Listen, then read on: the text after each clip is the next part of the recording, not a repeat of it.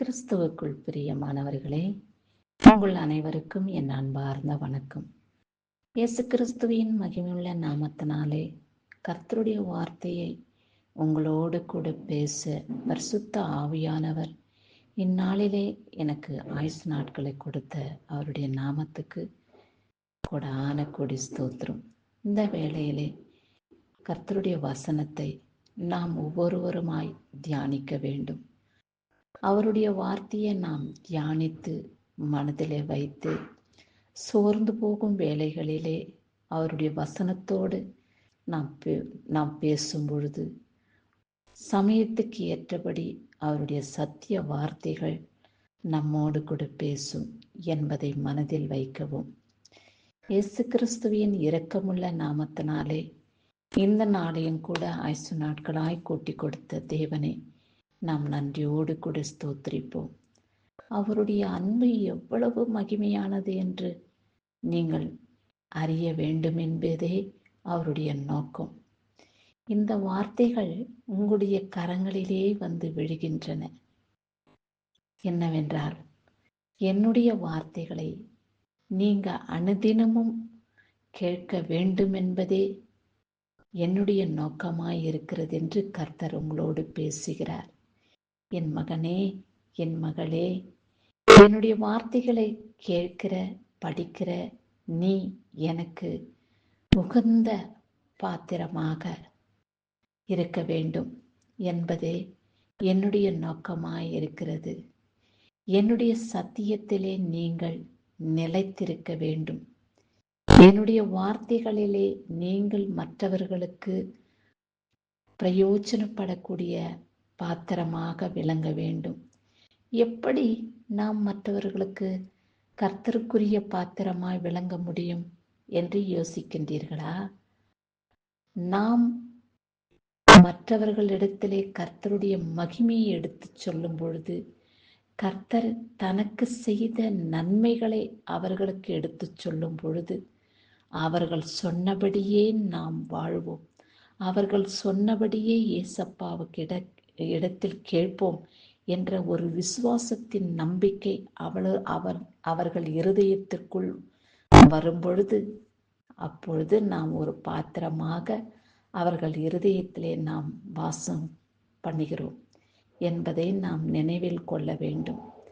அவ்வப்போது நம்மளை குறித்து நினைப்பார்கள். அந்த சகோதரி சொன்னபடி, அந்த சகோதரன் சொன்னபடி இயேசு கிறிஸ்துவினிடத்திலே நாம் சென்று ஜெபித்து பல நன்மைகளை அவர்களைப் போலவே நாமும் பெற்றுக்கொள்வோம் என்று. இப்படிதான் கர்த்தர் நம்மை ஒரு பாத்திரமாக பயன்படுத்துகிறார் என்று நீங்கள் அறிந்து கொள்ளுங்கள். எப்பொழுதும் அவருடைய பார்வையிலே நாம் காணப்பட வேண்டும் என்றால் அவரோடு எந்த நிமிஷமும் பேசி கொண்டிருக்க வேண்டும். எப்படி ஏசப்பா கிட்ட பேச முடியும் என்று நினைக்கிறீர்களா? ஆமாம், கர்த்தரிடத்திலே நாம் பேசுவது எப்படி? ஸ்தோத்திரம் சொல்றதும் கர்த்தருடைய பாடல்களை பாடுகிறதும் ஜெபிப்பதும் இதுதான் கர்த்தரோடு நாம் பேசுகிற உறவாடல். அப்படி நாம் பேசும் பொழுது கர்த்தர் நம்மை பார்த்து மகிழ்ச்சி அடைவார், சந்தோஷப்படுவார். அவர் சந்தோஷப்படும் பொழுது எப்படி நம்மளை ஆசீர்வதிக்காமல் இருக்க முடியும்? நிச்சயமாகவே உங்கள் எதிர்பார்ப்புகளை கர்த்தர் அறிந்திருக்கிறார். உங்கள் தேவைகளை அவர் பூர்த்தி செய்ய வல்லவராய் இருக்கிறார். எப்பொழுது என் மகனுக்கு இந்த தேவைகளை பூர்த்தி செய்வேன் என்று அந்த நாளுக்குரிய சமயத்தை அவர் பார்த்து அதன்படி உங்களுக்கு செயல்படுத்த வல்லவராய் இருக்கிறார். சரி, இந்நாளிலே கர்த்தர் நமக்கு என்ன வார்த்தையை கொண்டு பேசுகிறார் என்று பார்ப்போம். சங்கீதம் 119 அதிகாரம் 103 வசனம். உம்முடைய வார்த்தைகள் என் நாவுக்கு எவ்வளவு இனிமையானவைகள், என் வாயுக்கு அவைகள் தேனிலும் மதுரமாயிருக்கும் என்று பக்தன் சொல்லியிருக்கிறார். நாமும் சொல்வோமா? ஆண்டவரே, உம்முடைய வார்த்தைகள் எனக்கு எத்தனை இன்பமாயிருக்கிறது, சந்தோஷமாயிருக்கிறது. உம்முடைய வேத பகுதிகளை நான் வாசிக்கும் பொழுது, உம்முடைய வார்த்தைகளை நான் தியானிக்கும் பொழுது, உம்முடைய பாடல்களை நான் பாடும் பொழுது, உமக்கு நான் துதி செலுத்தும் பொழுது அவைகள் அனைத்தும் என் நாவுக்கு தேனிலும் மதுரமாய் இருக்கிறது தகப்பனே என்று அவருடைய இருதயத்தை நாம் சந்தோஷப்படுத்துவோம். உலக சம்மதமான தகப்பனை அவர் விரும்புகிறபடி நாம் செய்து அவருடைய இருதயத்தை சந்தோஷப்படுத்தினார். அவர் நமக்கு ஒரு கிஃப்ட் கொடுப்பார். என் மகளுக்கு இது பிடிக்கும், என் மகனுக்கு இது பிடிக்கும் என்று நமக்கு அந்த தேவைகளை பூர்த்தி செய்வார். அது போலதான் நம்மை உருவாக்கின கர்த்தர் உன் தாயின் கருவில் உருவான நாள் முதற்கொண்டு இம்மட்டும் உன்னை மகிமையோடு காத்த கர்த்தர் உனக்கு ஒரு கிஃப்ட் கொடுக்க ஆயத்தமாயிருக்கிறார். அது என்ன கிஃப்ட் தெரியுங்களா? பரலோக ராஜ்யம். அவ்விடத்துல பசியும் இல்லை, வேதனையும் இல்லை, துக்கமும் இல்லை, துயரமும் இல்லை, வியாகுலமும் இல்லை, சஞ்சலமும் இல்லை. எதுவும் நமக்கு அங்கு இல்லை. ஒன்று மாத்திரம் உண்டு. தேவனை துதிக்கிறதே அல்லாமல் வேறொன்றும் அங்கே இல்லை. ஸ்தோத்திர பலி எடுக்கிறதே அல்லாமல், அவரை துதி செலுத்தி அவரை மகிமைப்படுத்துகிறதே அல்லாமல் வேறொன்றும் இல்லை. இதை நாம் அறிந்து கொள்ள வேண்டும். இந்த இடத்தை நாம் சேர வேண்டும் என்ற நோக்கத்தோடு இந்த வாழ்க்கை பயணத்தை நாம் கடந்து வர வேண்டும். எரேமியா 15ஆம் அதிகாரம் 16வது வசனத்திலே, உம்முடைய வார்த்தைகள் கிடைத்தவுடனே அவைகளை உட்கொண்டேன்.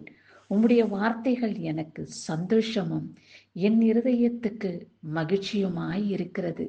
சேனைகளின் தேவனாகிய கர்த்தாவே, உம்முடைய நாமம் எனக்கு தரிக்கப்பட்டு இருக்கிறது என்று சொல்லியிருக்கிறார். அவர் சொன்னபடி அவருடைய வார்த்தைகள் நமக்கு சந்தோஷமும் மனமகிழ்ச்சி அளிக்கக்கூடியதாய் இருக்கிறபடியினாலே நாம் அவருடைய பிள்ளைகளாக தரிக்கப்பட்டிருக்கிறோம் இந்த பூமியிலே. அறிந்தீர்களா? ஆமாம், நாம் இந்த பூமியிலே வாழ்ந்தாலும் கூட இவர்கள் கர்த்தருடைய பிள்ளைகள் என்று பரிசுத்த ஆவியானவர் நம் நெற்றியிலே முத்திரையிடுவாராம். முத்திரையை நாம் பெற்றுக்கொண்டு அவருடைய ராஜ்யத்துக்கு சித்தமுள்ளவர்களாக எப்பொழுதும் வாழ்ந்திடுவோம்.